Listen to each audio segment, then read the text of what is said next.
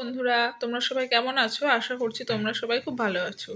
আজকে তোমাদের সাথে একটা রান্নার ভিডিও শেয়ার করবো বলে চলে এসেছি। দেখো, প্রথমে কড়াইতে তেল গরম করে তার মধ্যে জিরে, আদা, রসুন কুচি দিয়ে দিলাম, একটা শুকনো লঙ্কা আর একটা তেজপাতা দিয়ে এটার থেকে ভালো করে গন্ধ ছাড়ার পরে একটা কেটে রাখা বড় সাইজের পেঁয়াজ, সেটাকে ব্রাউন করে ভেজে নেব।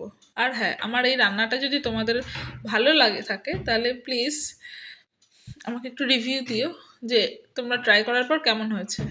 যাই হোক, এই সাইডে পনির গরম জলে ভিজিয়ে রেখেছিলাম, দিয়ে সেটাকে তারপরে তুলে কেটে পিস করে কেটে রেখেছি। দিয়ে ওই ভাজা পেঁয়াজটার মধ্যে একে একে লবণ, হলুদ, ধনের গুঁড়ো আর কয়েকটা কাঁচা লঙ্কা দিয়ে একটু জল দিয়ে ভালো করে মশলাটাকে কষিয়ে নিয়েছি। দিয়ে এবার একটু টক দই সামান্য কিছুটা পরিমাণ দিয়ে ভালো করে কষিয়ে নিয়ে আগে থেকে তৈরি করে রাখা পালক পেস্ট, অবশ্যই এটা সেদ্ধ পালং কিন্তু, হ্যাঁ, সেটা দিয়ে ভালো করে কষিয়ে নিয়েছি। ফুটে ওঠার পরে কিছুটা ফ্রেশ ক্রিম দিয়ে নিয়েছি, দিয়ে ভালো করে নাড়িয়ে চাড়িয়ে সেটাও ভালো করে ফুটে ওঠার পরে পনিরের টুকরোগুলো অ্যাড করে দিয়েছি। আর এবার কিছুটা গরম মশলা দিয়ে নিয়েছি। আর এই সাইডে দেখো, আর একটা কড়াইতে বাটার বাটার এর মধ্যে রসুন আর শুকনো লঙ্কা কুচিটাকে ভালো করে ফোড়ন দিয়ে নিয়েছি, যেটা এর সাথে অ্যাড করবো। আর এদিকে একটু চিনিও অ্যাড করে নিয়েছি যাতে টেস্টটা মিষ্টি মিষ্টি হয়।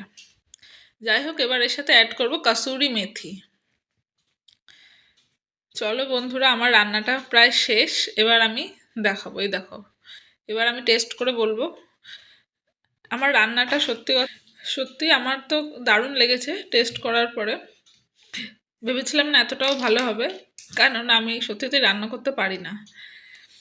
যাই হোক, তোমাদের যদি আমার ভিডিওটি ভালো লেগে থাকে তাহলে প্লিজ চ্যানেলটাকে ইউটিউব থেকে দেখলে সাবস্ক্রাইব করে দিও, আর ফেসবুক থেকে দেখলে ফলো করে দিও, যাতে পরবর্তী ভিডিওটি তোমার পেজে তাড়াতাড়ি করে চলে যায়। বাই।